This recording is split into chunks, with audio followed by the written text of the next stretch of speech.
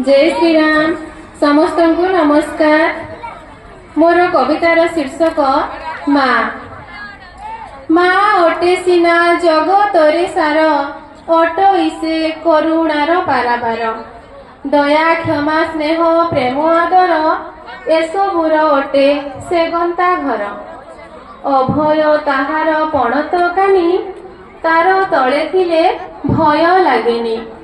माँ हाथ रंधा खाद्य दरब, सबुठारु लाग इह परुब। माँ अटे परा प्रथम गुरु, ताठारु आमे सबु शिक्षा करू। माँ रो प्रेरणा असल बल, माँ अटे देश जाति संबल। माँ पाई पिला सर्वदा सान, पिला पाई चिंतित तार मन। पिला छुआ माने अज्ञान बसे, माँ रो महत्व भूलंती शेषे।